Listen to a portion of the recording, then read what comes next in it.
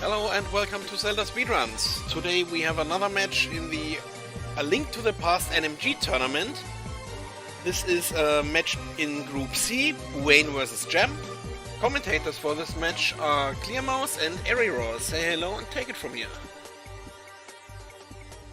Yo, what's up everybody? I'm Eri, here with Clearmouse. How are you doing? I'm doing super well. I am so excited for this race. We have some of the best players here in ALTTP land. This should be a really exciting match to watch. How are you doing today, Eri? Yeah, I'm doing well. Just finished off some food. So looking forward to just chilling back and really looking forward to this race. It should be a really good one.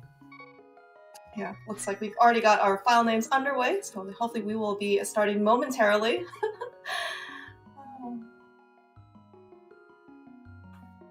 Yeah. Both have pretty good history with tournaments, both tourney winners in different categories or modes. We'll be talking about like what they've achieved during the first few sections of the game. But yeah, they're probably expecting quite a bit out of this race. I'm really looking forward to it. Oh yeah. Not only are these players, obviously have very good PBs, they are also very, very consistent with their time. So barring, no major disasters, which is of course the other name for this category, I definitely expect a pretty close and very competitive race and very clean execution for both runners. Yeah, Buane definitely has the advantage with like around a 2-minute lead PB-wise and just more than 3 years of like NMG experience. Gem has mostly dabbled in Rando. More recently really put a lot of time into NMG, but has been improving really quickly and could just decide to pull out a big PB in this race. So yeah. Also, correct me if I'm wrong, Ari, but I believe Buane and Gem actually got their start in Rando before kind of dabbing into NMG.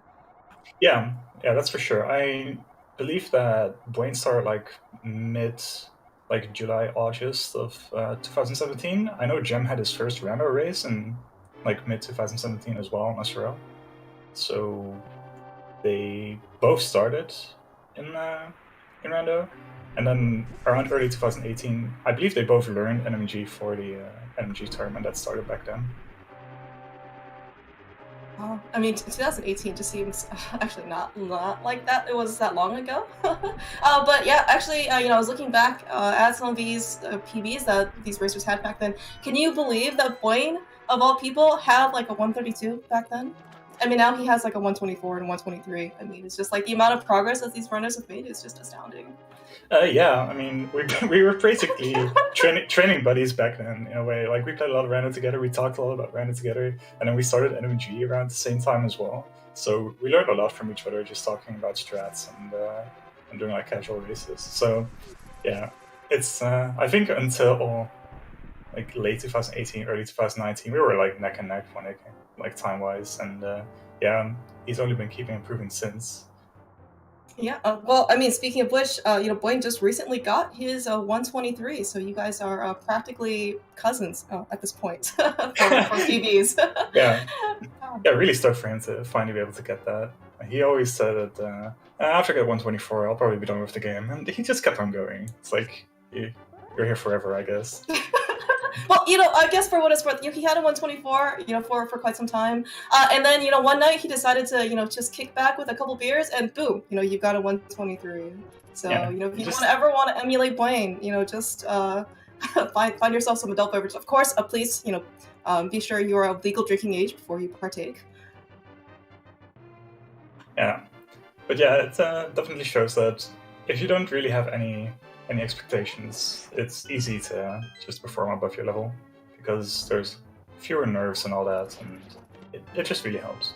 Yeah, actually, speaking of just playing your game, if you actually didn't get a chance to watch Gem's earlier race in Group C against Lanx, I think yesterday or maybe the day before, it was a very, very tight race. And in fact, actually in the post-interview, Gem said that, even though he was behind the whole time, he just kind of said like, oh, you know what, like, I feel actually really relaxed now, I'm just going to play my game. And he ended up picking out a win. So I mean, it was quite the nail biter at the very end. Just goes to show you, really, just you just have to keep focused like the entire time because you don't know what will happen. Yeah, for sure. It was a spectacular race. It was actually a nail biter, and it just came down to execution at the very end as well. Like even after disasters happened on Langton's side, even then, Gem needed things to go right, and it was an amazing race to watch. And if you haven't done so yet, I suggest watching the VOD after this one. But yeah, this race should be just as good if I have anything to say about it. That's right. So Gem had a few issues with ball and chain so far. It took 2 hits, so took a little bit of a step back. Might take a safety heart in the sewers. I was gonna say, like, is he just setting up for the heartbeat lag reduction at the very end for the cutscene? Maybe a bit early. Yeah, maybe a bit early for that. Sewers usually don't kill you, but being on 1 heart is pretty dangerous. Like between 1 snake bop and 2 hits from a rat, it can be really dangerous, especially with this hallway as well. Okay, he does manage to make it through, so that's okay. But yeah, we'll have to see if he decides to play it really safe. Both of them will probably be picking up Sank Heart anyway, so being down now doesn't necessarily mean that he's in trouble for Eastern. But he does have to be a little bit careful in the second half of the escape. Now, of course, picking up Sank Heart is well within Gem's muscle memory. Buane might have to actually remember to consciously pick it up at the end of his run. I think like his margin of error is like as long as he's not like 7 seconds behind getting out of his gate, he'll pick it up. Okay, all right. So he just needs to like pause or like get body for 7 seconds before we can absolutely guarantee that he'll pick it up. Okay, so Gem decides to not pick up the safety heart that's on the way. He does manage to make it through that room, which is probably one of the bigger. Okay. Yeah, these ropes are pretty friendly. Just kind of move right out of the way for Gems. Just saw him coming. Yeah, so he'll probably be fine for the rest of the escape, and then we'll make up a little bit of time because of the lag reduction from only having 1 heart. And then we'll be making our way to Easton without any major incidents, hopefully. Ooh, oh wow, yeah, that was a pretty nice pickup there for Buane. Not only being able to boomerang 5 rupees from one of the Raz, but also along with that key. So it's got really a nice bonus. Gem, on the other hand, isn't quite as fortunate with the money drops, but there is still plenty of game left to be played before we really need to start hunting for money. Yeah, we will most likely be getting some money in Eastern anyway, and even if we don't, we'll have enough from pots to get enough for Palace of Darkness. Alright, so nice 51 escape for Buane and a 54 for Gem. So those are really decent escape times. Mm-hmm. No huge issues. Yeah, I know that a lot of players like to use if you really want some like nice, round metrics, sub 6 escapes is always going to be really nice. But of course, for these runners with 123 PB and 126 PB, 125 PBs for, they're definitely going to look at probably like 555s or something like that for escape. Alright, Buane's showing he's super comfortable because he just did a chest turn when getting Sank Heart. So. Oh no, do we need like a counter now for this race? For how many chest turns we see from these runners? That's his dedication to Langston, who took his loss yesterday. But yeah, Buane will be facing Langston at some other point in the coming weeks as well. So there might be more chest turns coming in that race as well. Okay, Jen taking another hit on the Oxrock field. That's no huge issue. The safety hearts in Eastern aren't out of the way.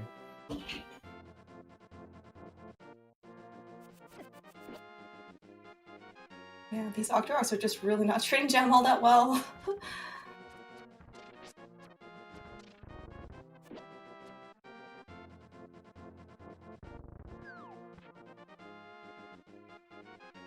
Yeah, the start is probably pretty much as expected. That there's going to be like very minor things that cause Buane to slowly increment his lead, and then bigger mistakes from either side will probably like close or widen the gap. Yeah, certainly for the first, let's say, 11-ish minutes, basic movement just by, let's say, pumping and, just basically maneuvering around the rooms is actually going to be very important. So you actually see some very subtle differences.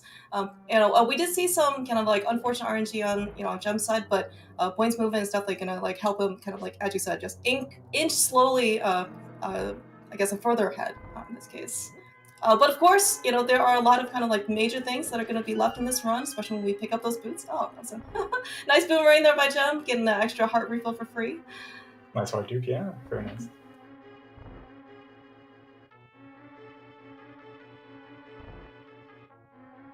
We're probably going to see both runners picking up these 5 arrows. Even though I think they're not strictly required, we don't have to end up depending on any enemy drops for some additional arrows. Would be very, very surprised actually to see if people don't end up picking that up in a race setting. Yeah, I think the only one who would probably think about doing it is Oase. I'm not sure if he actually grabbed Sankard in either of his races so far. Oh wow! Yeah. Like I know he's someone who just usually decides to go like balls to the wall when it comes to that. I'm not exactly sure how he did it this tourney so far. That is quite brave, especially in a race setting. Actually, yeah, as you've seen, for both runners, picking up Sankar, whether or not you are used to it, it is definitely a really nice and cheap and free safety. And that has actually saved multiple runs in this tournament so far. Yeah, for sure. It does. Even if you skip it, sometimes you just lose time because of it, because you have to play extra safe or pick up extra hearts on the way. So, especially in a race setting, picking it up is usually just the wise thing to do. Mm-hmm. Even if it does mean that you can just play normally in that sense. Yeah, and especially if you're playing against somebody like Buane or like Gem, a death is going to be extremely costly. Of course, anything can happen, but it is definitely you're going to be fighting an even higher uphill battle at that point. Yeah, for sure. Like, the PBs are close enough that especially things like a Trinex or a Cold Third F are going to be really painful and probably deciding the race, just barring like major RNG incidents. There maybe if Buane gets a death in Hera or Skullwoods, maybe he'll be able to play well enough in order to stave off Gem still, but it's gonna be like, any death is gonna be rough.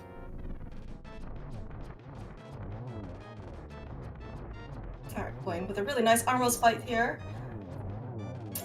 Very similar on Gem's side. These guys are neck and neck. Yeah, definitely. Only like as long as Gem is able to stay within 5 or 10 seconds of Buane, he can be really happy. Yeah, very good certainly. Yeah, that's right. Yeah, we actually did see, Gem also being able to. He ended up getting a 5 rupee drop, along with both their runners getting their arrow drops from the ready. So they should be at least good for ammunition for the time being. Yeah, 28 arrows is definitely going to be enough for ammo with the 20 that we pick up in desert. Gem will probably have to pick up the Circle of Pots rupees in Desert Palace in order to get to 11. Being able to pick up that pot and then only needing 3 blue rupees from the tree pool is a lot faster than needing to get all 4. And it just makes sure you don't have to rely on any further drops.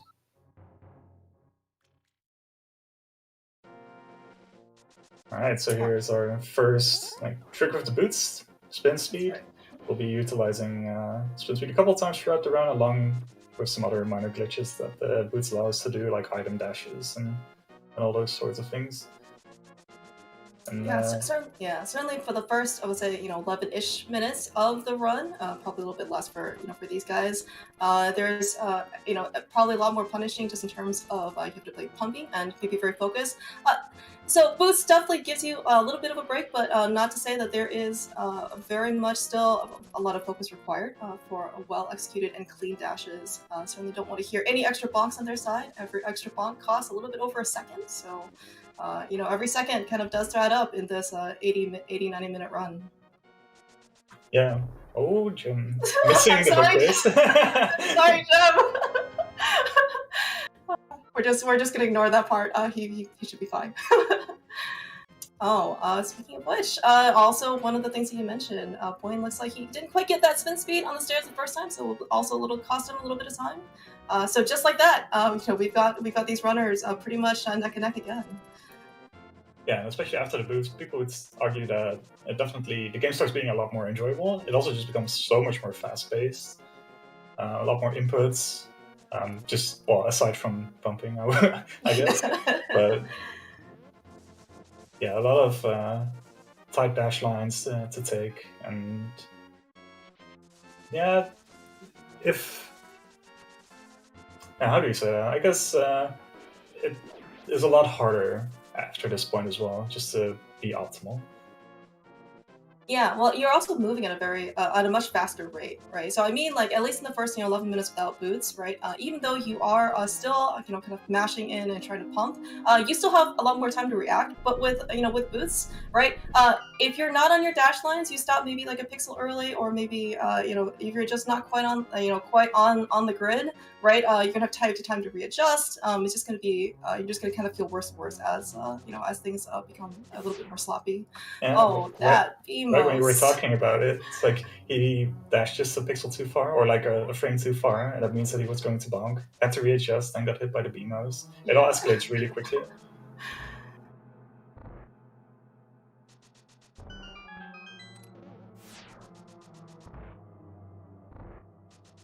And sometimes, of course, you think you're on the right pixel, you think you're getting the right box, and then sometimes the game does not agree with you. I am actually glad to see that both runners ended up getting the small key off the torch.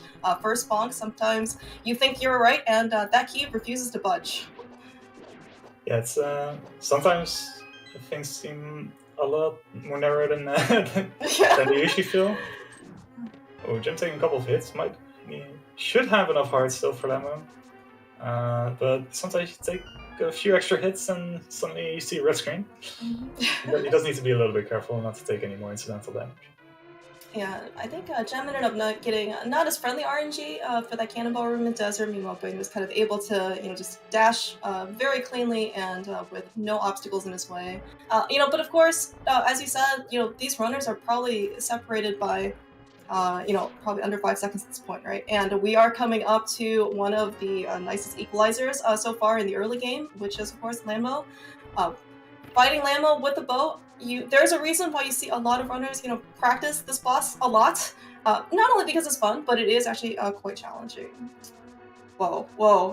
Buane getting getting the stair speed off of the outside of Desert. Very dangerous, but pretty cool to see. Yeah, Jim taking it easy, going to save the menu for the block push right here. Very nice. Yeah, Lamo is definitely probably the boss that takes the most time to really get good at in the light world. I know that Jim had a bit of an issue with him yesterday. Jam definitely has been practicing. He did get his I think first Lambo 2 cycle on stream. I think maybe like a couple weeks ago, but he's been fairly consistent, or at least more consistent. So it's definitely a fight that gets worse the more nerves you have. So let's hope he gets together. So Buane's going to be the first one to fight. I guess I'll pay attention to Buane, you to Jim. Yeah, sounds good. Bonking to set up the first one.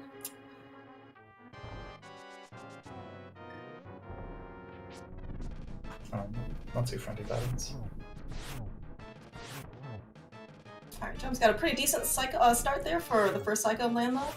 And of course, that one is much easier to set up. It's going to be kind of the remaining cycles that you're going to have to react to a bit more. Please be careful, Gem. As you were mentioning, Ari, the health actually can be a bit of an issue. Really nice recovery, though, on Gem's side to get that 3-cycle. Yeah, looks like Gem managed to gain a cycle on Buane, so closing the gap just a little bit. But yeah, that was definitely scary on Gem's side. Yeah, Lambo himself actually does, or each worm does 100 damage, so any touch, of course, would have been imminent death for Gem. He could have been able to get hit by one of those rocks, which at least would have been half a heart. Speaking of which, thank you, Sankheart, for immediately proving his worth for Gem.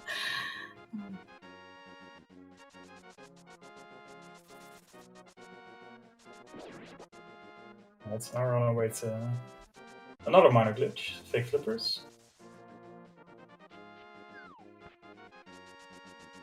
Oh, that pickle. Unfortunate. Just I think did he kind of move down for Buane?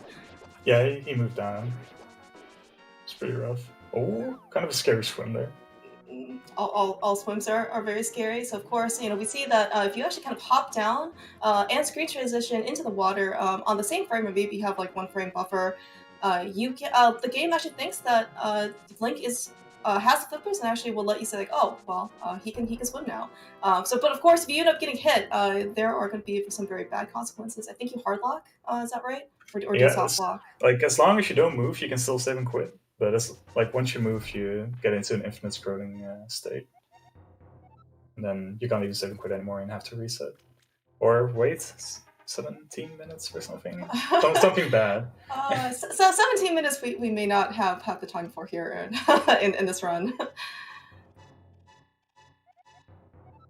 Yeah, luckily both runners managed to avoid it, make it through to the mountain relatively cleanly. Yeah, we got at least some mirror friendly RNG for Buane. Gem's having a little bit more trouble with these dead rocks.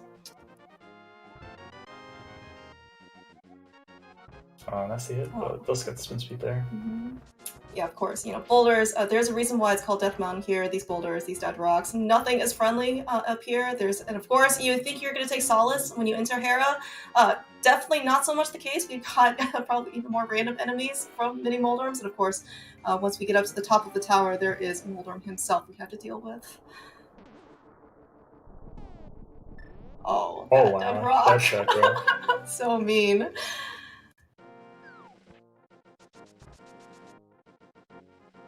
Overall, very solid defense from both of them. As long as you make it in with like more than 3 hearts, you're probably happy. 3.5. That's right. 3.5 should be okay in order to. Oh. Yeah. Any extra health, of course, you're not going to turn down. Especially in situations like this, you're really going to be thankful to have that sank heart. Gem definitely took 2 unfortunate hits there. Might have to be a little bit more careful. Maybe even decides to go for the safety switch, like right before petting Zoo. Yeah, that's actually going to be another pretty cheap safety to take. So we talked about deaths, kind of being very costly. Moldorm, well, he doesn't really often kill you. He does knock you down quite often, and a fall can actually be just as costly, basically, as a death, especially if you kind of fall in the wrong location, such as that infamous middle hole. When you drop 2 floors instead of 1, this is going to be such a feels bad moment. Yeah, we've seen a couple of those so far this tournament already. It's Gem taking another hit.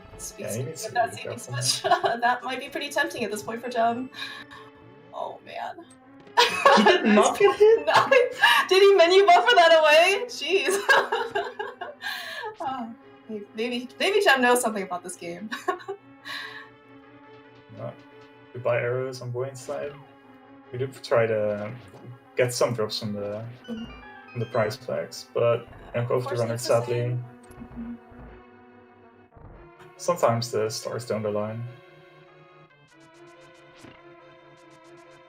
There we go. Gem decides to go for the switch. Does cost a little bit of time, but it's better to be safe than sorry. Just take the time loss up front, and if you don't need it, well, it's okay. If you do eventually need it, it's you're glad you did it. Yeah, speaking of which, so we've got some really nice EVJs, early bomb jumps on both runners' side.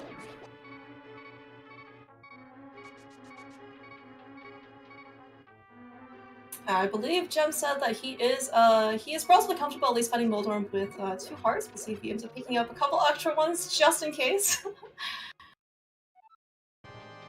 I mean, if you're there, you might as well. Yeah, alright, looks like Buane is on Moldorm. Oh, actually a very, very nice fight. Does end up going with some more dashing strats here to instead of kind of like following along the tail and trying to read the RNG. See a similar approach here on Gem's side. Ooh, that last hit. A little bit sketchy, but just managed to get in without getting hit. Despite the overall very nice error from Buane's side, 525 is definitely something you'll take in a race setting. Yeah, definitely, especially and speaking of race setting, I'm not sure if Buane or Gem kind of really does this, but racers are allowed to watch each other's streams as well as the restream and listen in if they want. So you know, if it's kind of your thing to try and keep along, you know, with your opponent, maybe to potentially, you know, make some more aggressive or less aggressive plays, you know, that is certainly up to the runner's discretion. I think Gem said yesterday that he did watch during the race. I know Buane like once in a while checks to see where his opponent is at, but then usually tries to focus on his own run anyway. Mm-hmm. All right, yeah. So this looks like both runners are going to go for their rupees from tree pulls. I actually did see that because Gem had a little bit of extra cash, he didn't end up needing to pick up some of the extra blue rupees. But of course, both runners looks like they're going to pick up the red rupees from this next tree pull. Yeah, we had a small divergence of strats here. Buane likes to go for the pickle shot, which can be a little riskier, but it does save like half a second to a second over what Gem did, which was the bird shot. You know, given that the pickle electrocuted Buane earlier, I certainly do not blame him any bit for taking revenge on his, I guess, like, forced cousin. Yeah.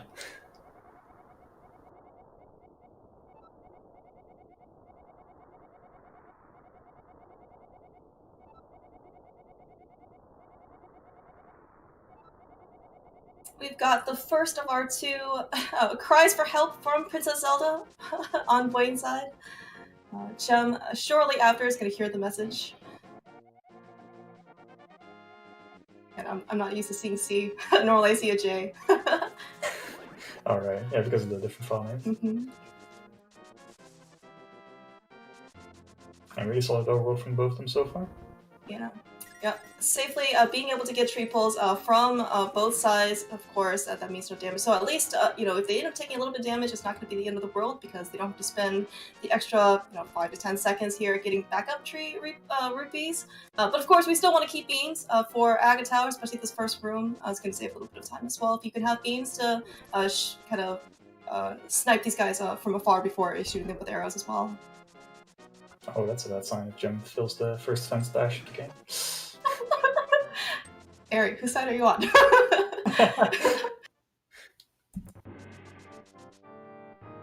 So for the first few rooms, you definitely want to keep beams, like for the optimal strat in here, and also to preserve the prize pack in this room. Oh, that's some nasty RNG. Oh yeah. man, Buane. Oh, just decides to go for the splash. Does get a heart. So in pod, we're going to be killing a mini Helmstar in the hammer jump room. And there's going to be a 50-50 chance that he's going to get the fairy drop, which we actually want in Turtle Rock. So that's going to be, yeah, a little bit of luck on his side, maybe, hopefully. Yeah, certainly we're going to wish good luck on both runners' side. We did see that Gem ended up not taking any damage, so he was actually able to, you know, beam the first hit for both guards and then dash through them. Yeah, so as you said, you know, like the prize packs for some reason with Pokies and blue guards and mini Helmstars are all connected. Who knew? And then if you end up killing an enemy through dashing versus slashing, it does not actually advance the prize pack. So as we mentioned, if we see that mini Helmstar drop a fairy in pod, it actually does mean that Buane's not going to have that luxury, potential luxury at least, when he hits Turtle Rock. Avatar is preserving the beams for the top of Aga Tower. So Buane also having a few issues with these guards. Yeah, these red guards were not cooperative whatsoever for Buane.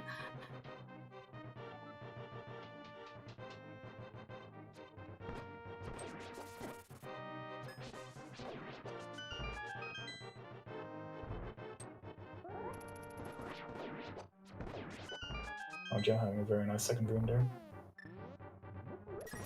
A nice sort of plus RNG as well. Alright, so now we're going to get to, like, some may call it the equalizer, some may call it, like, the opposite of that. I believe Buane has it on his list. It's called RNG.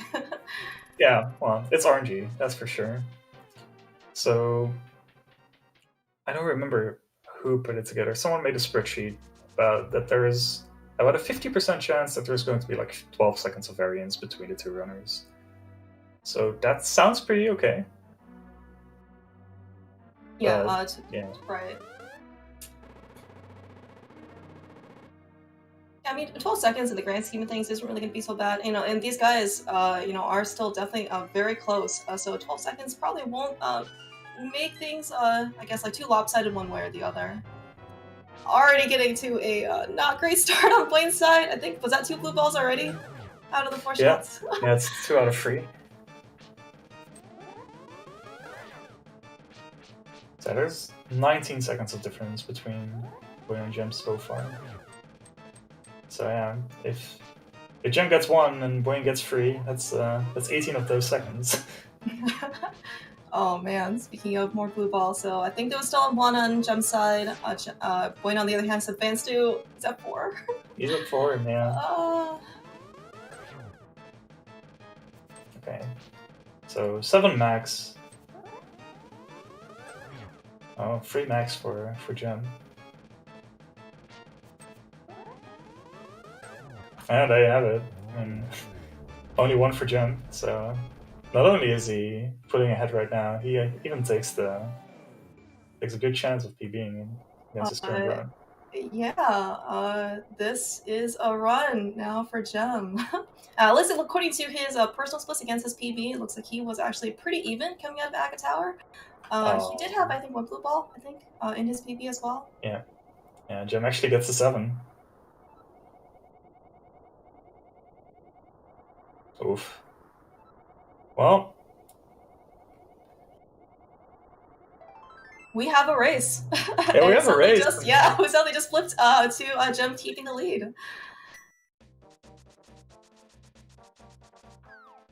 Luckily, Buane is used to nice and comfy Dark Worlds, so... That's true. Actually, you know, speaking of, actually, so I think Gem messaged me in the interview, right, coming out of Dark World, he's like, oh, you know, I don't think I'm actually going to win, so I'm just going to play. So he actually felt very comfortable. I'm not sure if Nerds is going to get to Gem, so hopefully he will be just as level-headed and just play his game. There is a 50% chance of a max of 12 second variance, but there's also the other 50%. So yeah, despite the amount that Buane is behind now, which is like about 30 seconds, I think there is still like around a 2-minute gap between their PBs, and most of that stems from the Dark World. Mm-hmm. So the point remains that Buane will probably like slowly gain time, barring any major mistakes, and Gem will have to try really hard in order to keep this lead that he has. But it's definitely going to be really fun to watch, to see what like kind of different strats and how the Dark World progresses. Yeah, and in fact, actually, Gem versus Lanx yesterday about this time, I think Gem was also probably around like they're probably 30 seconds behind at this point. And as you said, really anything can happen.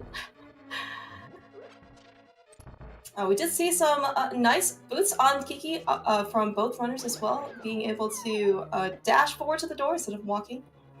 Always nice to see. And, you know, of course, Sherry is carrying for both runners to give up the boost temporarily when you can't move.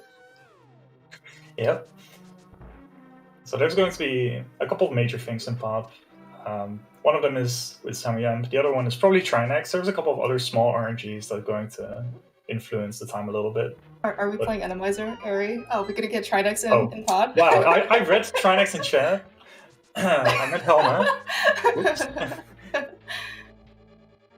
They're gonna be in for a pretty rude surprise if they find Trinex, because these runners don't have the fire rod or the ice rod, but they are gonna get the hammer at least.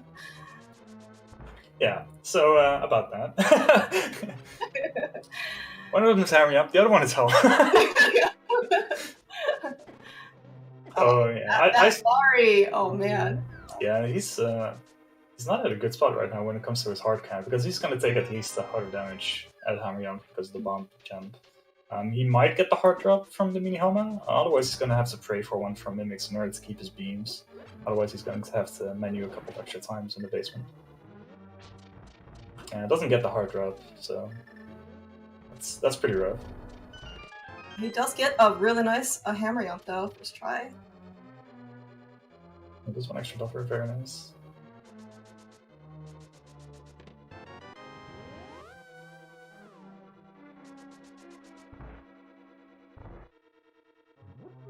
So now on Buane's side.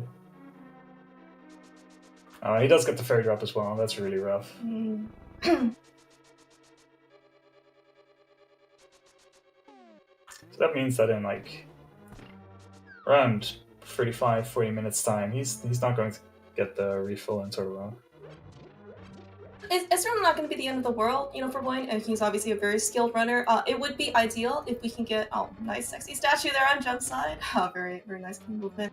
But at least, you know, for Buane and Turtle Rock, it would be really nice to have beams for the Crystal Roller room in order to kind of save yourself half a second in that room. But if he ends up not getting it, probably the other, you know, major potential is death, and hopefully, you know, as long as Buane doesn't get hit, it should be fine.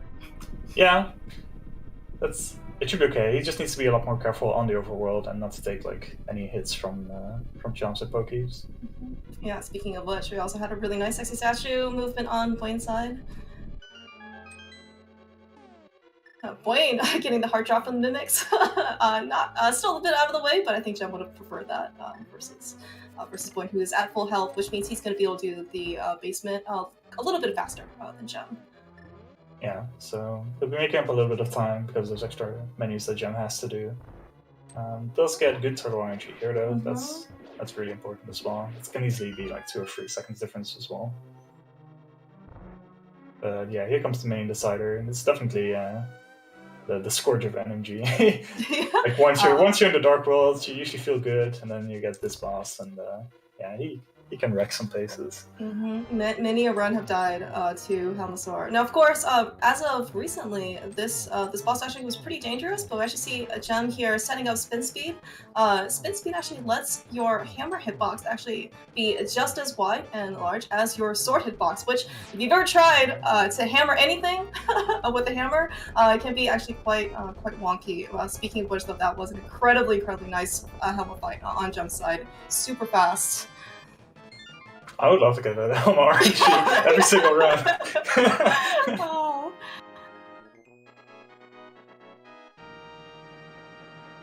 Yeah, there are fireballs on Buane's side, but he does manage to clean up very quickly. So yeah, Buane does manage to gain a little bit of time because of some just some small differences. Pick up extra hearts, actually having beams for the basement, etc., etc. Yeah, it does all add up. Yeah, and I think Jem ended up struggling a little bit with the Mimic's room, whereas Buane, I think, just kind of bone arrowed his way right through. So yeah, I mean, as you said, there's going to be just a lot of little things that Buane ended up doing, and probably just going to get inching his way closer to to where Jem is. Yeah, I don't even think they're going to be doing things very differently strat-wise. I'm pretty sure that Jem picked up like a lot of the strats from either Buane or me. I do believe that he did get some coaching from Buane's 123 cousin. So yeah.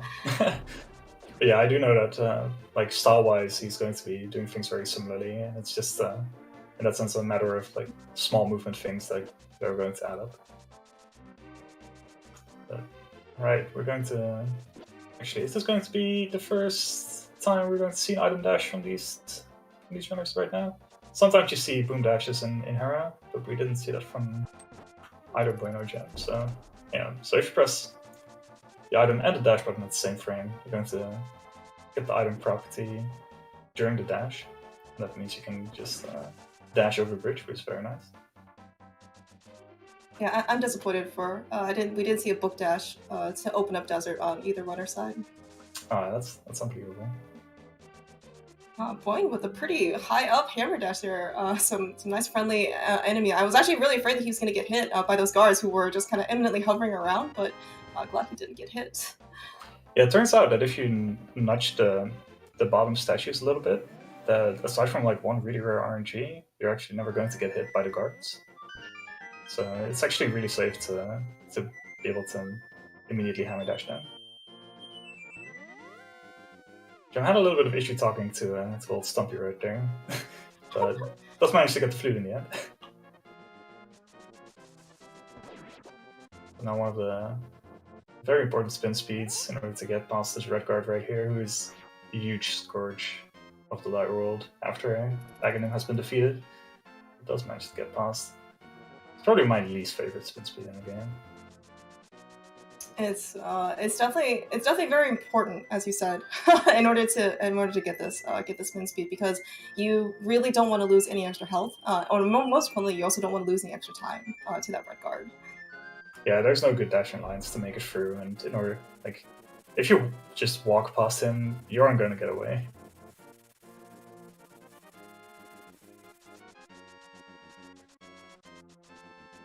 Alright, so the flute has been activated. Now we're on our way to Feasttown in order to get our mitts and beat the dungeon. You know, these bushes in Hyrule are really resilient, right? Like, you think that normally you could just slash right through, and instead they're just as good as basically a giant brick wall. Yeah, Jim has had some issues with bonking this run. This might be a little bit of nerves, but like first the fence dash in the light world, and then Agate Tower as well. Ooh, let's go for this push dash. Very nice. Yeah, luckily there are no enemy skulls kind of hiding in there, basically waiting to give him another bonk.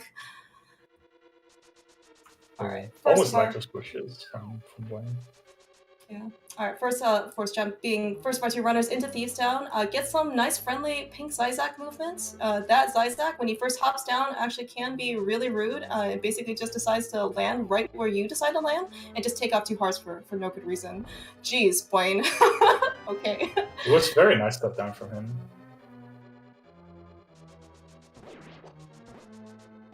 Buane actually had a very nice overworld. I checked like the overworld times. Gem had a 303, but Buane had a 256. That's really good. Oh wow!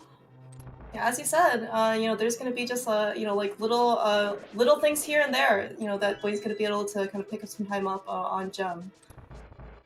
So Buane did have a small bump there against the red Zizak. Should still have enough health, especially with the sand card. Your margin for errors are just a lot larger than they usually are. So Gem's going to be the first of our 2 runners attempting this hallway.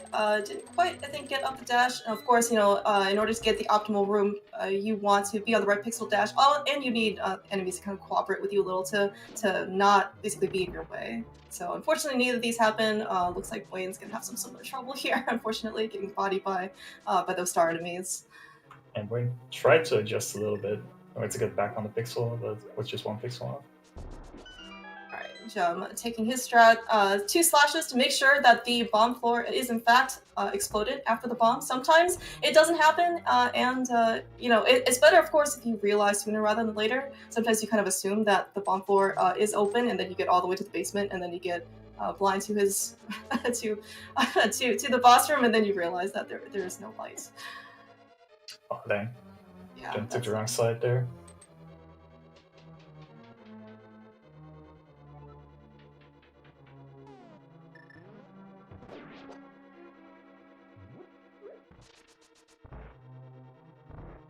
Alright, so on our way to pick up blind, then go get the mitts.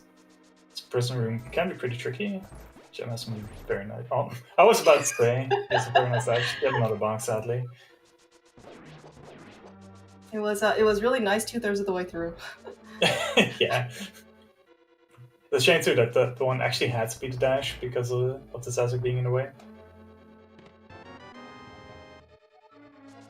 I'm terribly bad at that room myself, so I have respect for anyone who actually dashes them.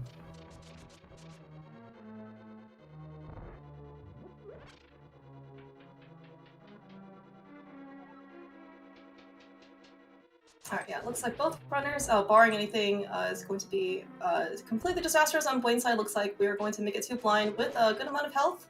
Of course, if you do this fight perfectly, you're not expected to get hit, but of course, you know, 1 late hit, 1 wrong movement, and 2 hearts of damage from the head, and 1 heart of damage from the fireballs. I'm really scared now. Oh dear. It makes me a bit nervous to see either runner typing things in chat, because things either go really well or really poorly. And Gem, holy cow, alright. Okay. Okay, alright, okay, we lived.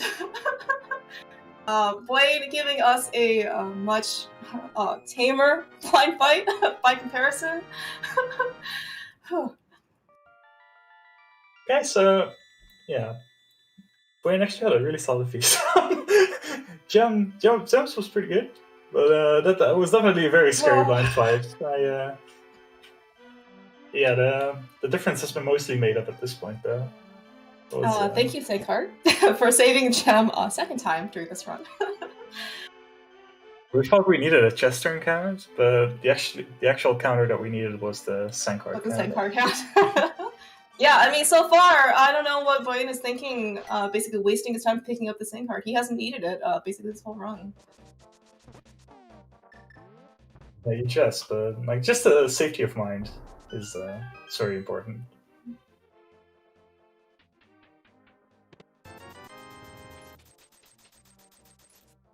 Alright, so, you know, people talk about there is a shopping segment, you know, for this run. This is going to be our bank heist segment. We're going to basically rob, coincidentally, the village of outcasts. I guess where all the thieves hid their money and just plain and easy to get to chest locations. But we're going to basically pick up 600 rupees, and that's going to set us all we need in order to pick up those very expensive 500 rupee flippers from Zora. Yeah, and we're going to be spending another 10 here on the smiths in order to get our very, very important tempered sword. We don't actually need it in order to finish the run, but it just makes a lot of the bosses, yeah, I would almost say too easy, but it just too easy. Okay, Mr. The difference between master and tempered sword is humongous in that sense. It's in fact, if you would stay on the Master Sword, you would, assuming like identical strats and stuff, you would actually land in Ganon sooner with the Master Sword, but then Tempered Sword makes up so much time on the Ganon fight that it's actually worth it to get the Tempered Sword.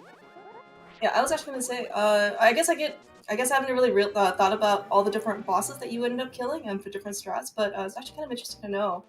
Especially for Ganon, though, those of you who kind of maybe dabbled more into the random side of things, doing Master Sword Silverless Ganon is not really what people consider to be a fun time. So Temper Sword, you need basically 12 slashes for phase 1, 12 slashes for phase 2. For Master Sword, you need double, but the amount of time in order to take to get 2x of those hits, though, because of kind of the ricochet and how I guess Ganon moves and behaves, it's definitely not going to be. It's going to be more than twice the amount of time. Yeah, there is. I know Louis has been like looking into strats in order to manipulate Ganon a little bit between the warps and stuff, and he found some really nice ways in order to get like quicker cycles on phase 1 and 2. But it's mostly phase 4 that you can't really speed up, right? Because it's just gonna be it's just gonna be 24 spins, and it's gonna take a long time. All right, so both runners here are in Skull Woods. Unfortunately, Boyd had a little bit of got a little bit bodied by that skull and B on the overworld. Meanwhile, Gem, they had a little bit of trouble with the Gyptos here in that statue room. Did get the stuck mummy, at least from one of them. But unfortunately just got a little bit of time loss. Do we get to see EVJ from Buane here? That's gonna be the big question. Yeah, he just goes for it. Oh wow! So of course, so we know that that EVJ is actually significantly harder than the one in Hera. Gem, I think, is on record for saying that he is only going to attempt EVJ if he thinks the run is dead. Of course, we see very much so that this run is very much alive.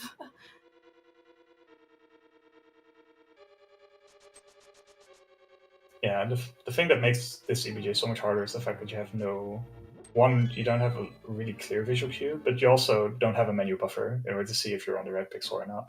So the combination of those two things just make it a lot more of a feeling thing, and you need a lot of practice in order to get consistent at it.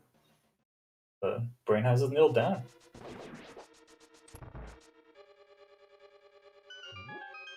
So at this point, both runners just one room apart. It's a very tight race. Oh no, Gem! He's gonna be stuck here for a little bit, then eventually he's gonna be able to move. Wait, he didn't end up getting What happened? I thought he ended up getting grabbed, and then he has to go start at the beginning, but that didn't happen. I'm not exactly sure what happens, but yeah, I don't know. This is going to be somewhat. Oh man. Yeah, it's really unfortunate, but he does make it through.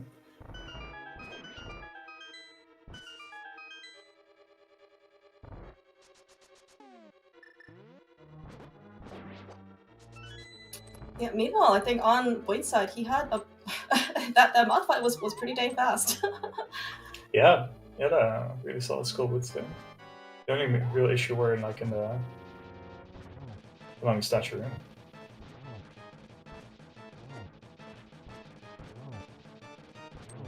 Okay, eventually does get mopped down. Whew. Yeah. Yeah, unfortunately, we didn't actually end up having that great of movement pattern from Moth. But I think probably the more difficult part, I think, for Jem probably was just kind of recovering from what happened before Moth in the back of Skullwoods. Yeah, just mentally resetting after something weird like that happens. If you've never encountered it, you're just wondering what happens. You can't do anything. You can't move. You're just wondering, okay, am I soft locked? And then just processing it all, and then recovering and doing the room normally again. It's rough, but Jim does manage to make it through Skullwoods like unscathed afterwards. That's the important part. So it does mean that Buane takes the lead again. Jim will have to try to claw back and get back on his heels. So Ice Palace is a little bit of a shop, like a little bit of an errand trip before we get to Ice Palace, getting Quake and the Flippers.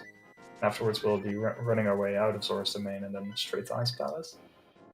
Yeah, speaking of on his way to Catfish, Buane had a really nice shield block there from one of the moblins trying to spear him. And luckily, because we picked up our fighter shield from our uncle, that is no longer an issue. Yeah, it's such a nice swaggy move. It's definitely underrated overall. There's a lot of small... just like Jem. Yeah, thanks for the demonstration. Jem also did manage to get a quick warp entering into the Dark World from the portal. Always kind of nice to see. I hear it's like a pixel or two off the right side, so not quite sure if there's like a really great consistent setup for it. But sometimes it can be very hit or miss for runners. Yeah, most runners like to use the menu to just stop the dash and then hopefully just move diagonal 1 or 2 pixels. Oh, okay. But it's not exact science. Alright, so we see on both runners' side, decided to, after they toss in the rock to Catfish to get our Quake Medallion, they ended up taking a bomb, so this is going to be a really nice, easy way to unlock the camera and get a really easy, actually free, quick warp back to the light world. Well, we'll see some other quote-unquote free quick warps that these runners are going to attempt. Yeah, for sure. Really solid Zora time for Buane here. A solid overworld so far.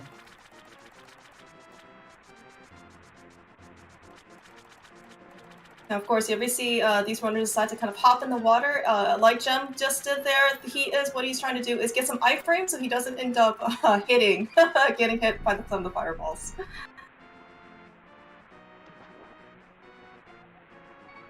Some rough enemy placement on Buane's side there. You usually want to hop straight into the water, go into the warp. You have to wait a little bit in order for the Zora to come up so you could fire rod him. Does mean he has to be a little bit careful with his magic not to use any extra fire rod shots.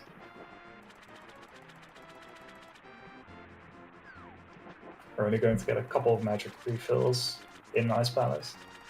Now this jelly's in the way. He has to slash him. Does mean he loses a little bit of time because of the door opening. It's minor, but it's definitely something you would like to avoid if possible. Yeah. Of course, the most important thing for these runners to have both on Buane and well done on Jem's side is you really want to have these sword beams, especially for the first room in ice. Yeah, for sure. Because the jellies electrocuting means you can't slash them if you don't have beams. It just wastes a lot of time. And you would like to have beams for the coming few rooms as well on Buane's side. Like either this one or to slash the jellies out of the way. And for the conveyor room that's coming up. Or to get a nice headshot on the jellies. There's just a lot of jellies in this, but Yeah, yeah, and they all have to be red. Well, I guess most of them are blue here, but still, yeah, that electrocution. Not only does it take away the health, it costs so much time because you have to sit through like the electrifying animation.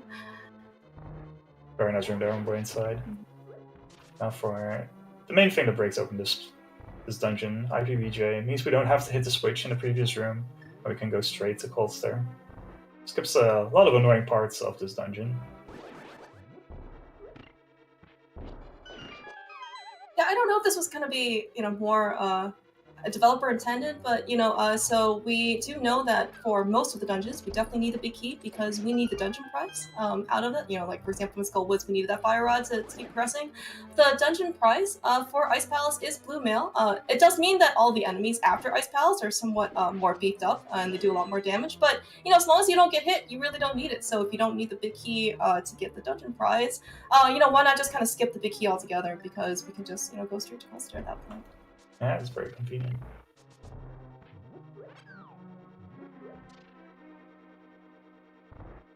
Very solid Ice Palace on Buane's side. Gem had some issues on the conveyor room. Managed, sadly walked into a spike right before he wanted to slash one of the jellies that had the key, and so had to wait for the jelly to stop electrocuting. Alright, Buane dropping down to Cold Stare. There is also another reason why many runners practice this a ton. Really nicely done on Buane's side. Very nice. Yeah, we've seen a couple of Cold Stare devs in the tournament already, and it's so costly because you don't have any magic. You need to either try to farm some or do Swan Palace first. It's a huge pain, and it costs a lot of time. But Buane managed to get through. Let's see how Gem fares against Cold Stare. Now, of course, by the time players, or at least in the normal playthrough, you are expected to have blue mail here. So every hit that Cold Stare does, actually on green mail is going to be 4 hearts. If you have blue mail, it's going to be 3. Oh no, that was an unfortunate snipe from the falling icicles. Holy cow, Gem. Okay. Oh, good. Phew. All right. Thank you, Sankart. This is our 3rd counter on Gem's side. He's certainly making it exciting for us, so Yes. that's cool. That's right. I was just complaining that it was kind of cold where I am in my room. It is no longer the case. Thanks, Gem.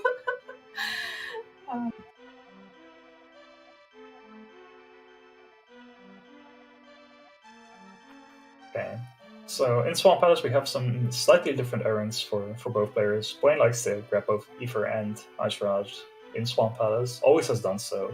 Gem recently switched it up, now grabs Ether in Swan Palace and Ice Rod in Mire. So it's gonna look like it's gonna be a bit closer than it actually is until we get to the Mire entrance. Yeah, and of course, because we... Oh. That's so that, rude. Yeah, that dead rock. RNG has definitely not been kind to Buane this game so far.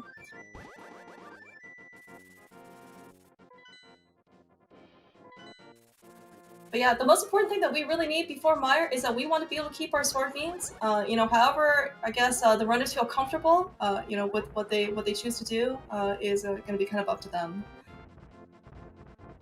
Unfortunately, Gem also not getting a friendly Death Mountain. Looks like had to try to get spin speed. Looks like more than once, but he is going to at least make his way up the mountain.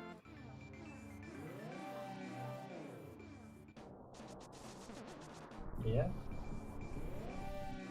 Yeah, it looks like they're going to be around Swamp around the same time.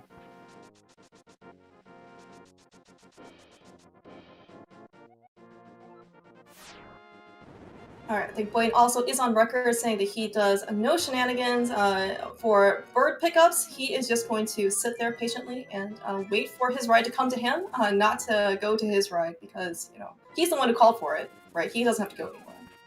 Yeah, that's fair. That's a good way of looking at it, I suppose. Yeah, there's historically been quite a few runners who fought for safe strats and all that.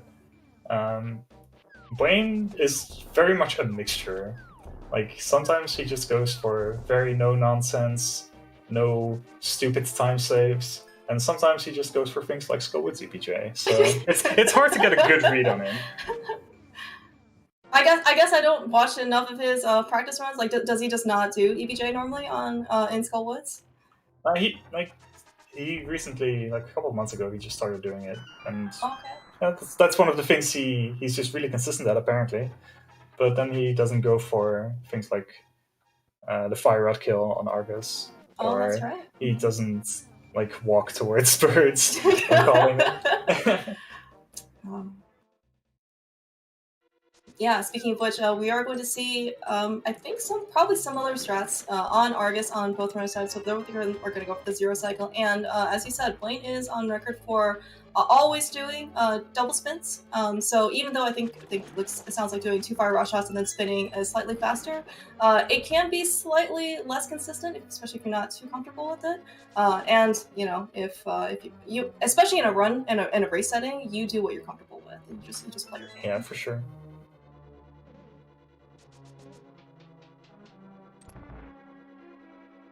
But that's really what I find great about watching tournaments or watching different runners. It's like how they have different approaches to the run, to strats, what they are comfortable with, what they find consistent and all that. And just watching this huge amalgamation of runners do the same thing but differently is a huge pleasure.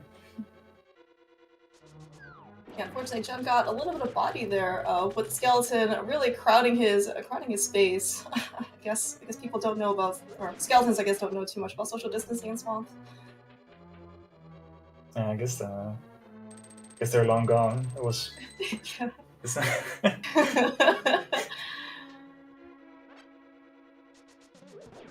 Alright, so Swan Palace, so contrary to the ordering of dungeons that people do here at NMG, Swan Palace is actually the second crystal dungeon. So you actually do see a lot of enemies not doing as much damage. You know, bars hit for a heart, skeletons hit for half a heart. We also don't typically come in here with this many hearts. You know, for so early in the Dark World. So this isn't really going to be a dungeon that people are too prone to die in. However, you can get nickel and dime here and probably kind of not realize that you're on low health until suddenly you're at Argus, you're at 1 health, 1 heart left, and things suddenly start beeping at you. Yeah, Argus is really the main heavy hitter. Like, luckily, if things don't go poorly, you usually don't get hit. But sometimes you just take a couple of hits from the puffs and you're suddenly beeping. It's like, oh wait. Yeah, usually the main thing in this bit is that you lose time, not hearts, or like you're not in risk of dying, but you just lose a whole lot of time because of like getting nickel and dimed and having to restart dashes and all that stuff, or whatever happens to Gem in the first switch, where you just keep getting hit by the Stalfos and like it doesn't really matter that much, but you just keep losing time and it's annoying. And that's definitely what makes Swamp so annoying, because it's a lot of reacting to RNGs or being able to read RNGs properly, and sometimes there's not a whole lot that you can necessarily do about it.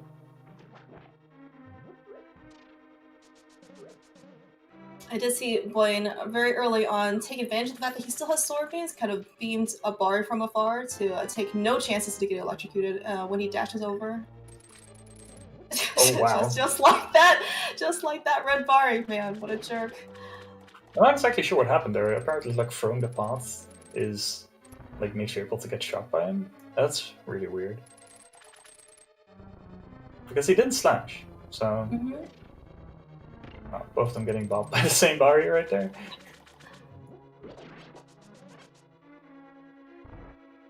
And they're not on a very comfortable arrow counts either. Like, they're going to have respectively 17 and 16 arrows. That's not necessarily what you're looking for, because it means you don't really have a lot to spare on Vitreous.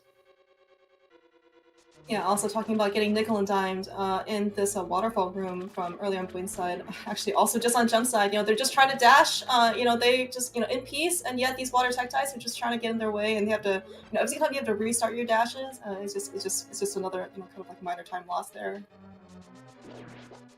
Yeah, it's definitely just another one of those things in Swamp that is going to cost you time that you can't really do much about.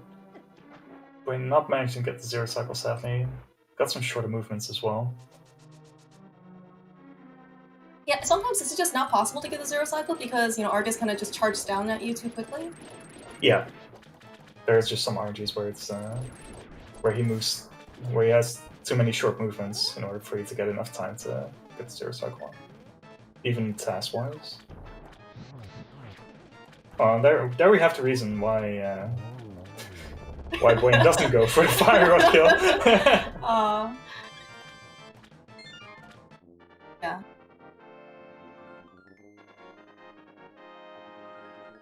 So even though it looks like it's relatively close right now, Gem still needs to get Ice Rod. So he's going to lose like about 38-40 seconds on Buane, while Buane goes straight to Misery Mire after this cutscene. There's still a couple of really rough splits up ahead, especially Turtle Rock and GT. There's definitely can be a lot of divergence time-wise with Dead Rocks and the Goblet RNG. But at this point, it's definitely a hard sell for Gem to be able to make up a lot of time, because it's usually the later splits are usually where the 123 runners make up a lot of time over the 124 to 125 runners. But I did hear that GT is free, actually, according to some 123 runners. GT is free? Oof.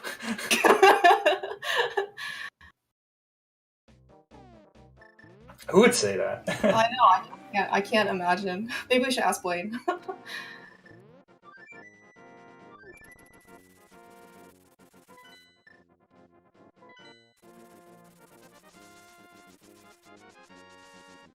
Magical medallion that controls the weather, clears up everything, makes the Misery Mire slightly less misery, but just as much mire. Wow, yeah. that grass guard. Okay. It's a small heart attack every single time you pop up. Alright, so we do see one of the reasons why we actually want to keep Sword Beams here for Mire 2. Really well executed on Buane's side. We can shoot both the Popoys and Wizards from afar, and on combination with that ice with the Fire Rod. Excuse me. Should be able to clear that room very quickly. Fun fact, you can actually kill Wizards with the Ice Rod, but it does fire slightly shorter or slower than the Fire Rod itself, so typically it's not really like the desired weapon of choice. Yeah, it makes it a lot tighter. It is possible though. It's very fun. Buane had good Fire Snake RNG in the first time through the room, but mediocre on the second time through.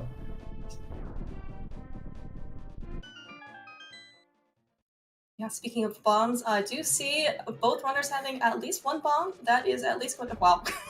Okay, Buane has a lot more than one bomb in this case. That was gonna have a nice, or not nice, I guess, like extra 4-drop there. We definitely want, well, at least certainly for a race setting, you know, both runners are going to go for spooky action in the basement, meaning that they can skip the extra room transition in order to hit the switch. But of course, if something just in case goes wrong, you really don't want your run to die. So you always kind of like, it's just kind of a nice, safe peace of mind to have an extra bomb just in case you need to bomb open that floor or that wall. Yeah, especially if you're in a 30 setting, I would recommend you get an extra bomb in Swamp if possible. Because if you do miss Spooky, run out of magic, it's it's a pain. Yeah, I'm actually not even sure where there is a bomb pickup though, like even in this dungeon. From the slugs. That's. Oh, that's right. Oh man, that's painful. Yeah, at least it's a guaranteed drop, but it's definitely out of the way. I would say that probably the fastest way to fix it is to just mirror out, get some magic, and try to do Spooky again. Yeah, if you are aware of the prize pack, you can hope for Selfos to drop one, but it's only 1 out of the 8 drops, so it's really rough. You know you're in a bad time when the best option you potentially have is you have to mirror out and... Yeah, you hate to see it. Oh, Buane trying to go for the swaggy quick hop, but doesn't manage it. Does get the hook to pot in order to get through that room. I think, is it like something like 20 frames faster than if you just dash? The dashing is actually faster, but it's also a lot riskier. Like either you cancel too soon and walk into the wrist rope, or you cancel too late and bonk. But it's definitely what you're comfortable with. Oh, looks like the fire snake is actually going to get in the way of Gem in order to be able to dash from the bottom there. So you have to just take a slight detour. Doesn't get to go for the spark cannon. On Buane's side, you get to see Spooky. He knows. Yeah, Buane's doing the dash version there, but I think saves about a second over the walking version. But I think most importantly, it's just more consistent. Or no, I think walking. There's very small differences between the times. I haven't actually timed the differences myself. I think it's like frames. It's not that much. There's the Gem canceling dash too late and bonking. That's exactly what I mean. Okay, Buane does manage to get the 0 cycle despite one eye staying on the left side. Very nice. Yeah, it does need to finish off with 2 slash in order to stay on 8 arrows. Because this means, like, with the Turtle Rock pickup, that he's going to end up on 80 before Ice Armors. Otherwise, he would have to go out of his way for another chest.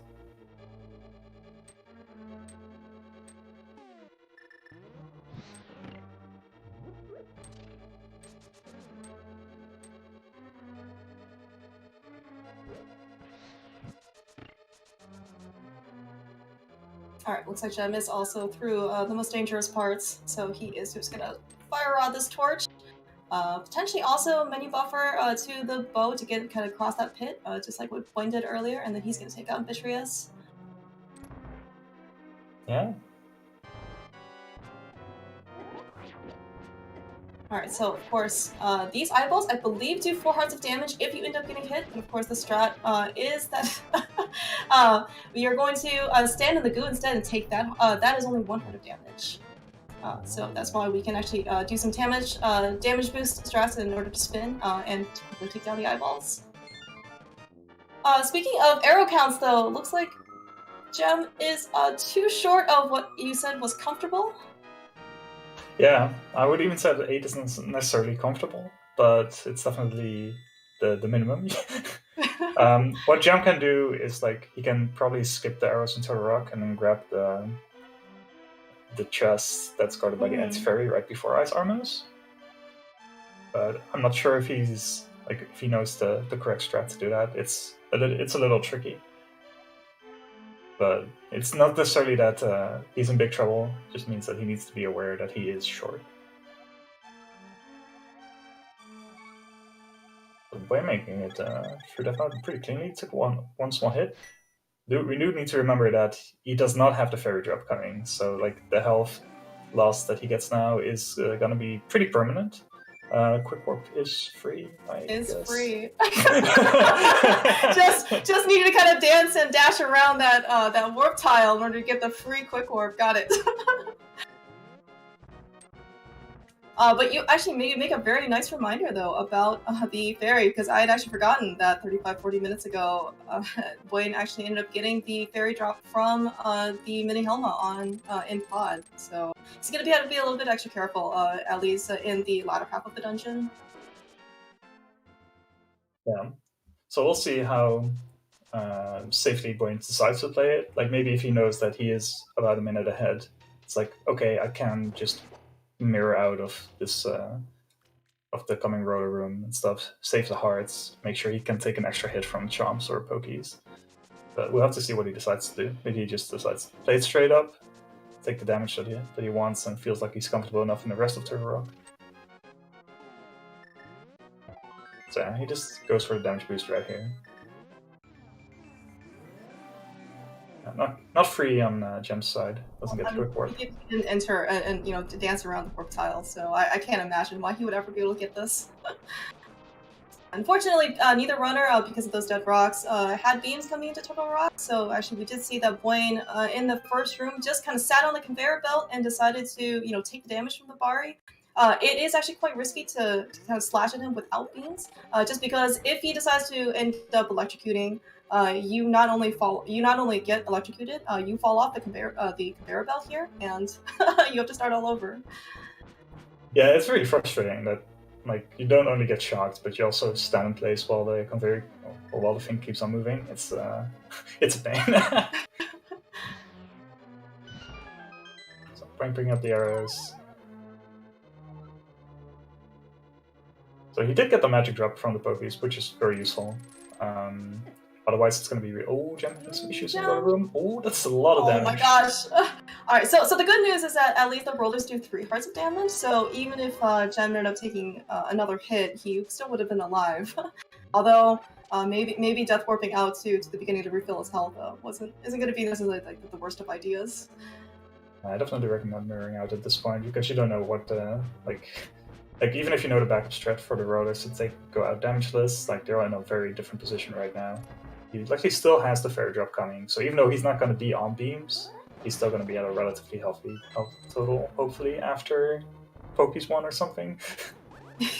Yeah. I mean, so ideally we would have liked to get that fairy drop there on the first Poke, because chain chomps, of course, are also a very dangerous room. Gem had a really nice execution for that room there. If you get hit by one of those chain chomps, it is 4 hearts of damage.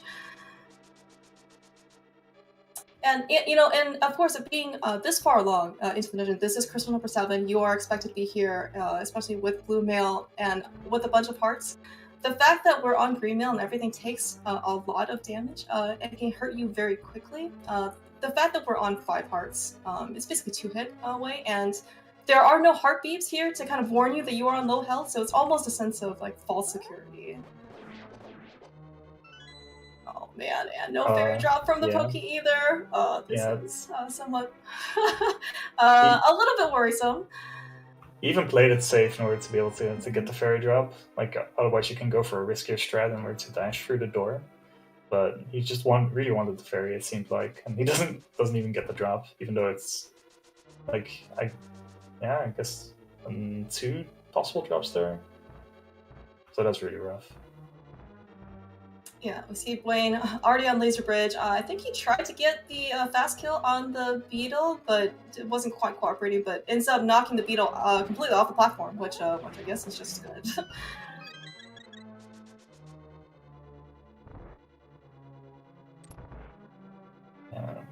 I was on his way to Trinex. Buane actually used to do front door Trinex for the longest time, until he got to 124, I believe. Oh, really? But even now, he adopted the back door at this point. Alright, really nice Ice Head, the Fire Head, sorry, now Ice Head. So of course, you know, doing front door strats is fine. Just doing like the back door strats guarantees you the 1 cycle if done properly. So really nice phase 1 here. Looks like it's going to be a really good phase 2. Buane successfully menuing to the correct item, which is the hook shot after Turtle Rock. I believe in his practice run last night, he fell a little bit short and decided to land on the mirror. So I'm not sure what, if maybe he's thinking he's playing Rando or something. Yeah, it was actually a really good Turtle Rock. He had an extra menu before he entered as well. So it being a low 7.0x is really, really good. So definitely going to be extending his lead right now. Gem having a little bit of a rough time. Like he's trying to play it safe, trying to get the drops, and still taking a few extra hits. He took one during the Roller Crystal key, one in Laser Skip. He's needs to be careful trying as well. Might take this hard just to be able to take an extra hit. Yeah, so for those of you who also may not be as familiar with damage, so pretty much everything on Trinex does 4 hearts of damage, so as we said, he is in 2-hit mode. However, if you really need to take some damage, try and ram yourself into the Trinex's body. That actually only does 1 heart of damage. He almost walked into the head there, that was a little scary. Alright, so very, very well done, phase 1 there by Jump. He definitely lived through the thing, and very clean phase 2. Sankheart, I don't think we can quite chalk this up to another thank you, Sankheart, for a situation, but of course, that extra heart does give you some peace of mind in order to take 2 hits if you really need to versus 1. Yeah, that's for sure. So Buane entering GT right now, definitely a perfect finishing dungeon to the game, I believe. Just a lot of high execution, reacting to RNG, lots of different items to use. It's a very fun dungeon. Yeah, and yeah, so Buane is definitely having quite the run. Like, despite getting 7 blue balls, he's actually, if you discount that, like, what is that, 54 seconds, I guess? he's not that far execution-wise off his PB, so he's having a great run. that is quite the statement considering how low Buane's PB is. Yeah, exactly. Being able to have a run like this under tournament pressure is definitely quite the showing. Alright, so we did actually see that Buane skip the torch key, which was the very first thing that we saw when we first entered the basement of Ganon's tower. There are 3 available keys at runner's discretion for which one they want to pick up in order to unlock the very last key door. The torch one, of course, is by far the safest one, right? You just kind of bonk the torch, and this one's definitely a lot more reliable to get. But of course, it's also the slowest one. If you decide to kind of take some more chances, there are in the upper levels of GT. You could kill the mini Helma right before the bomb room in GT, as well as you can do the one in pre-Moldorm 2 room. Yeah, most runners will decide to go for the one right before Moldorm, because it allows you to chain right into the heart under the pot and the magic afterwards. It's a bit of a combination of fast and safe. It takes a bit to get used to it, but once you get it down, it's very reliable. Another nice chest turn on Buane's side. I was gonna say we are in a plethora here of chest turns on Buane's side. Very efficient in arrow usage, taking the exact needed 18 arrows to kill Ice Armos. Of course, we need 8 arrows here for Mimics 1 and 2. In the ideal case, and then if there is going to be a nice convenient drop kind of along the way, he'll have a little bit more leeway in Gauntlet, but of course just 2 arrows is just as good as any. Yeah, 2 arrows pretty much the minimum that you would like to have going into Gauntlet, just because the first room you're going to have a couple of enemies that you want to shoot. More is usually better, just in case there's very rare RNGs where you do need to shoot free. But it doesn't happen that often, so 2 is usually comfortable. Okay, Jen decides to pick up that bot. It's a little bit slower, but I mean, at this point you just want to get through GT. There you have the 2 arrows that you wanted to use on Buane's side. Yeah, I'm pretty sure at any point in the run, people are never going to complain about having extra arrows. Oh no. Okay. Okay, well. That is unfortunate. Kind of having a red Armos turn. So I guess for those viewers who have never seen the non-quick kill version of Ice Armos or Armos, if you end up leaving one of the Armos alive at the very end, he turns red and he regains completely all of his health, which is why everyone wants to kind of kill him as close as possible to the second to last one, so he doesn't have the opportunity to get back to full health. Yeah, Jen needs to be a little bit careful here. He's probably only going to have 1 arrow left after Mimics, which makes Gauntlet 1 a lot more difficult. Okay, well. So there are 5 arrows underneath the pot. I don't know if Jem's gonna get them. Oh, no. Okay, well. He probably knows where Buane is and doesn't want to use it. So, it's a rough situation to be in, where you just need to gain time somewhere, and stuff goes wrong. It's he's trying so hard to keep up, but Buane is he's just on fire right now. He's looking real comfortable. I guess he has been for most of the run, considering all his chest turns and all that stuff. Yeah, speaking of being comfortable, that was really nice 4 torches. Being able to get the upper right torch before the upper left, always cool to see because in order to beat the spark.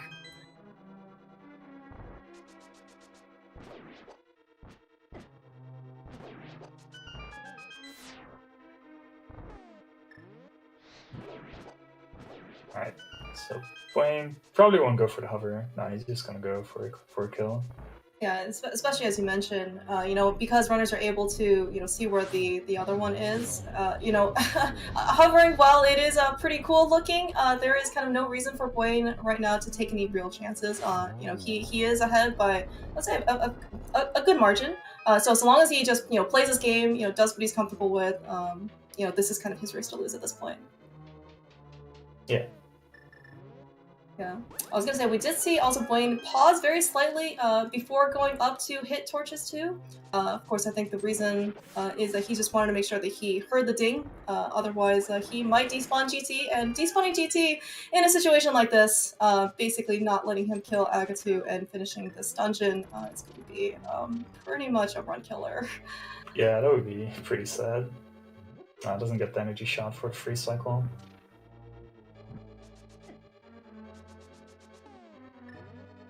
But really solid GT nonetheless.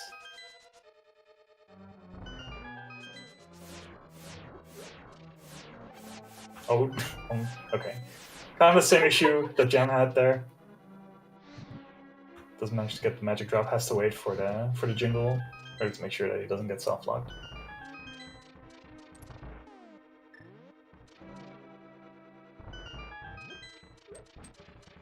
Alright, Buane dropping down looks like 123.37, I think?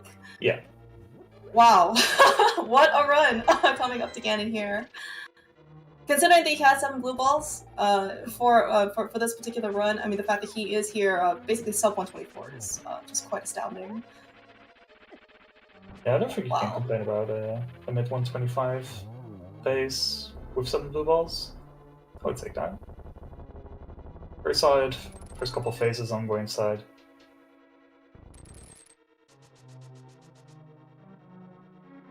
Yeah, we saw Buane having really nice phase 1 and 2, already onto phase 3. Certainly we are hoping for fewer warps on his side. RNG, of course, is not fixed between 2 runners, so this is not going to be any indication of what Jump's going to get. It's almost the same situation that Jump was in yesterday. yeah, that's true. Alright, we're gonna go for that very quick first spin there on Silverless, and then when getting Torch Glitch with the Fire Rod, always cool to see. Yeah, no issue. Just needs to close it out right now. Managed to get into the triples. It's like that. Very solid finish to a very solid run.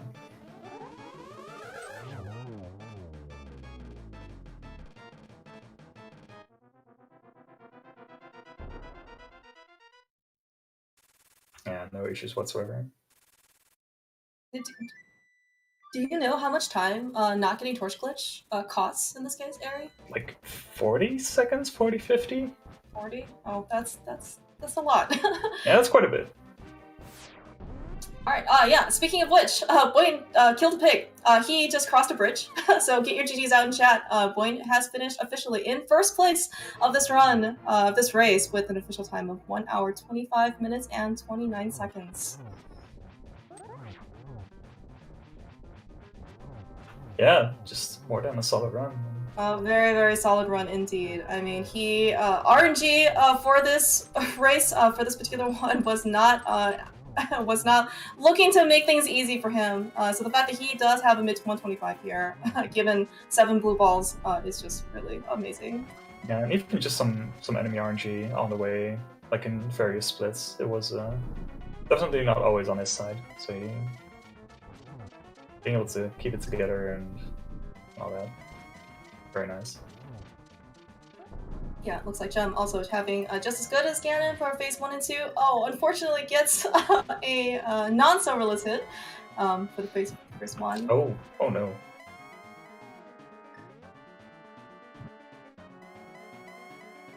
Alright, so we're going to get a demonstration of why getting Torch Glitch is going to be important. So, not that we don't trust you at all for your time estimates, Ari. But of course, we see that actually we need both torches lit in order to be able to hit Ganon. So if you get Torch Glitch, so long as you light the left torch before the right one goes out, it will always have the right one basically lit. So that means that throughout the course of your Silverless spins, you don't have to keep lighting both torches. As we kind of see what Jem has to do here, he's kind of go back and forth. Not only does it mean that I think you can't get triples, is that right, Ari? Correct me if I'm wrong. Yeah, so you basically still have to not only basically get try and get doubles, but also going to keep going back and forth to try and light your torches. Yeah, technically, if you have the Fire Rod equipped, you can get triples. Yeah, like Summer just said. But it not only is it like super tight on your magic, but it's also actually kind of tricky to get with Ganon warping right in time. But yeah, the worst part is not only that it's like quite a bit slower. It's also it makes the fight so much less exciting. Yeah. You're just waiting half the time, and it's not necessarily what you're looking for. Oh, and gets another boo. Shit. No, okay. Doesn't even manage to get a spin on that cycle then. That's rough. I think Gem is ready for some speed. I actually have not been counting how many spins he has. Alright, so it looks like he only just needed 2 more. Following this explosion, he just needs to also cross this bridge, and then Gem will also have finished his run for NMG in this race against Buane. Get your GGs out in chat for Gem. Still a very good showing on Gem's side as well. Absolutely.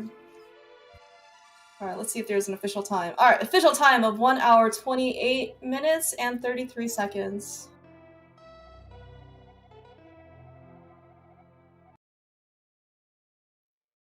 GG's to both runners. I mean, the caliber and skill level of both these guys are very, very top tier. Certainly, you know, on Blade's side and on Gem's side, they both gonna get to show off some of their skills.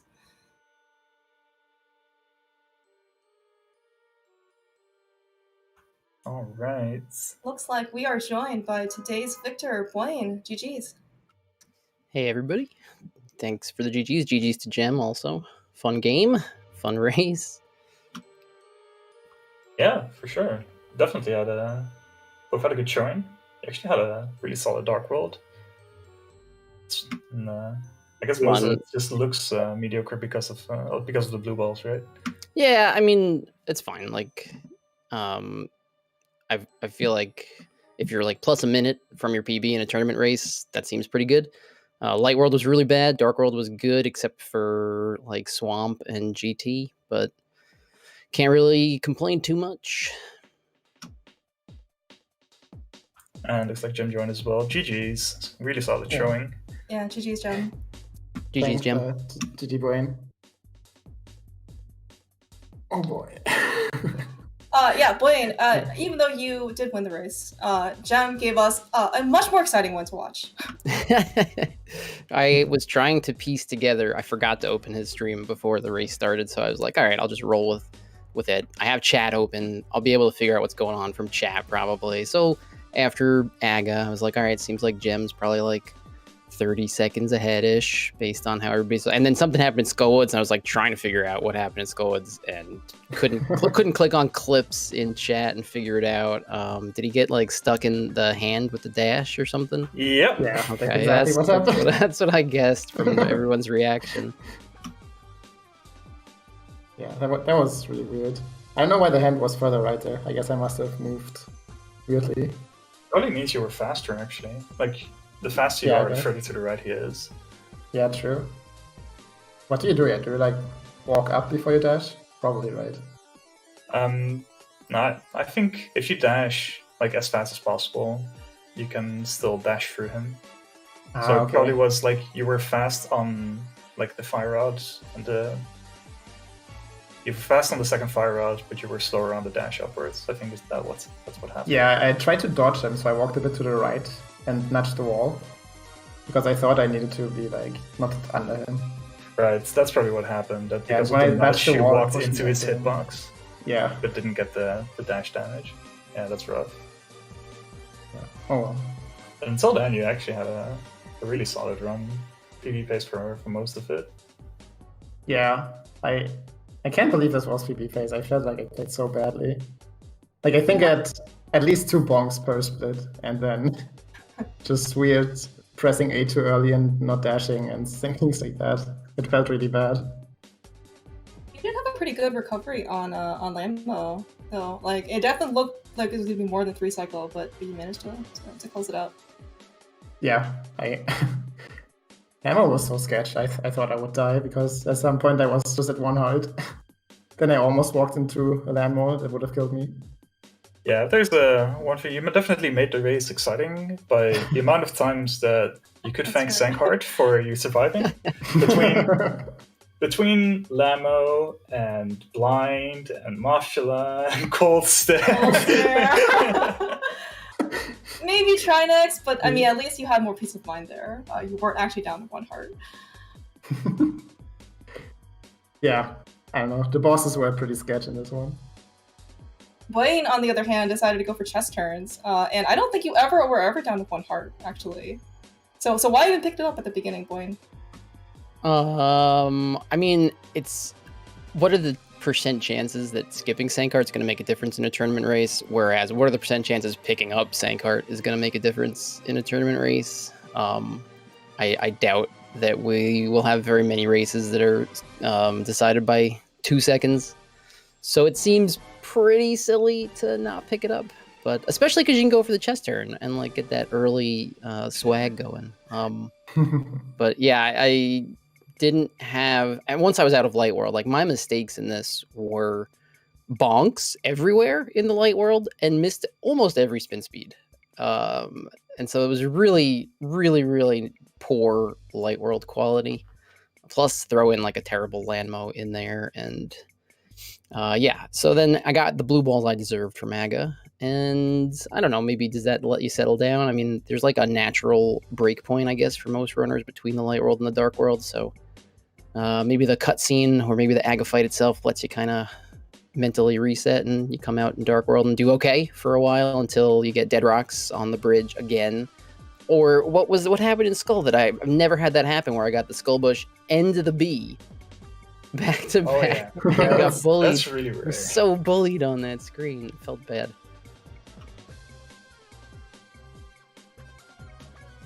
Yeah, it was nice that you want to be in a close race. You don't want your opponent to like die to Moldorm or fall 2 times in Hera or something like that, and then it's just like I have this huge lead and it's not an interesting race, and if I blow it, I'm gonna feel really bad. So you want it to be a close race one way or another. Behind 10 seconds, behind 30 seconds, 20 seconds ahead, just to kind of keep your mind on things. So it was fun for the most part. I don't know like when. I didn't really know what the deficit was going into like GT, for example. I figured after whatever happened in Skullwoods, I was a little bit ahead, but didn't really get much of an update after that. So I was kind of just picturing Gem like 30-ish seconds behind and was trying to play my best, because Gem is a really good player, and if he like just did NMG for 2 straight months, he would probably get close to 124. And I've seen his runs, I've seen the quality of his play, and he's certainly one of the... I mean, his PB is fake, right? He has a better PB than is on the boards, so he's certainly a threat to just PB in any of these tournament races too, so hard to take anybody lightly in this event.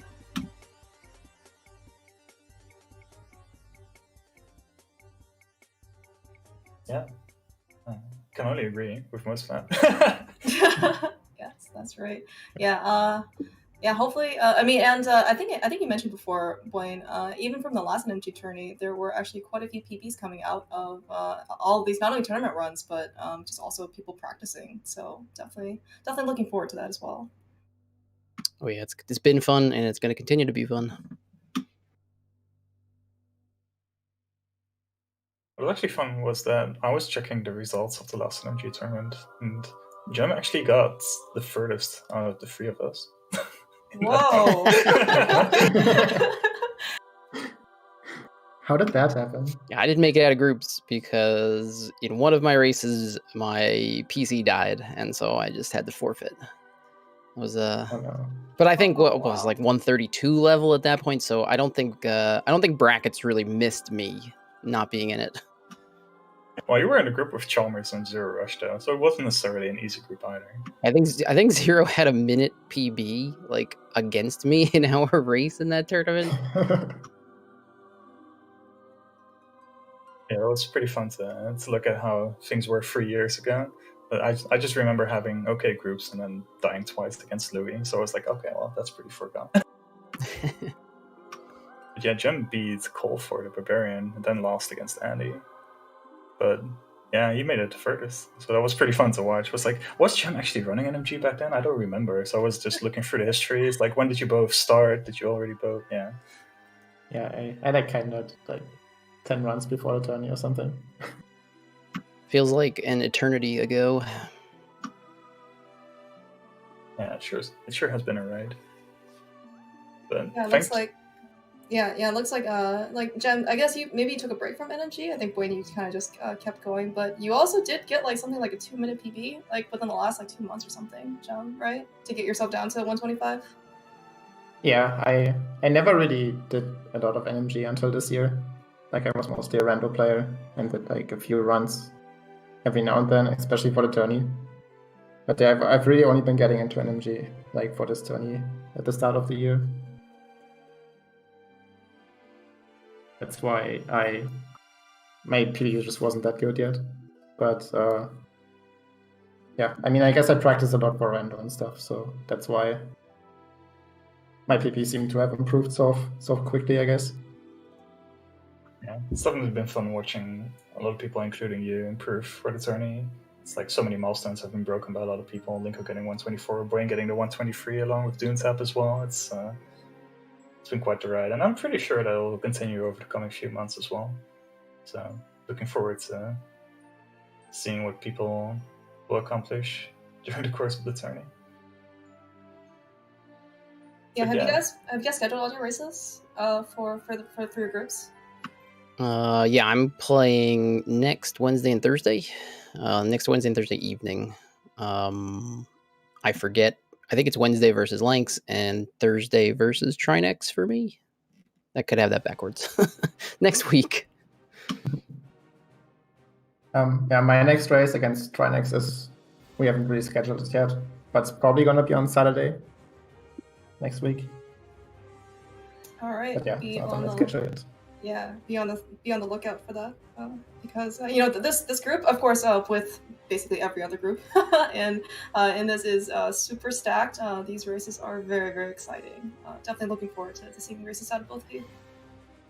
Yeah, definitely was a great turn from the both of you. It was really fun to watch and commentate. So hope to see the rest of the races next week. Thank you very much. Yeah, thanks for doing comms, guys. This is going to be fun to listen back to. I wish I could be one of those guys who listens to the race called as I'm racing in it, but I don't have the brain power for that. So I'll watch it back sometime tonight, and it'll probably be a lot of fun. It's definitely a lot of fun watching you guys. Very, very exciting, especially on Jem's side. But is he going to live through this fight? We don't know.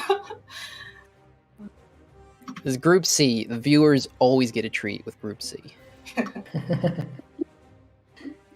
But in terms of other races for NMG 30, so of course this being the weekend, especially today, there are like 20 different races I think scheduled. There was one this morning, P-Train versus Big Monkey. We just saw Buane versus Gem. I think Fox and Yoke is running right now, and there are going to be there are basically races starting on the hour, like every hour. So if you want more NMG, basically definitely check out the schedule, and if you have a favorite pair, go cheer them on.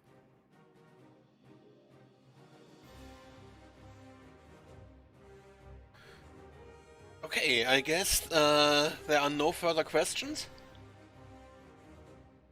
Any other remarks? No, I mean, I could talk to these forever, but I guess we should quit it at some point. Yeah. Oh no, yeah, Buane and Jem, thank you again for putting on such an amazing race. It was super fun to watch, super fun to commentate for Ari. It was a lot of fun. Hope we can do this soon. Yeah, for sure. A lot of fun. Thank you very much. Any final thoughts from you guys, Buane and Jem? Just want to give a quick shout out to Gerdo for being Gerdo. Yeah, speaking of Gerdo, actually, he and Chex are running at 3 p.m. I don't think that has a restream, but that should also be an incredibly exciting race to watch. Okay. So again, thank you to the runners Buane and Jem. Also, thank you to our commentators Eriraw and Clearmouse. And the next NMG match is at 5 p.m. EST, Foxlisk versus Matt. And here on this channel, in about 15 minutes, we have an Oracle of Ages any percent showcase race.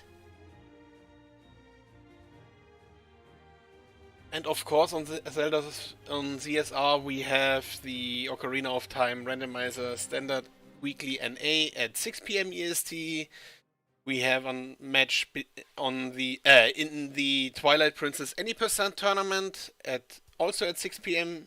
EST, and the last one today after the NMG is Zelda 2 Randomizer Weekly.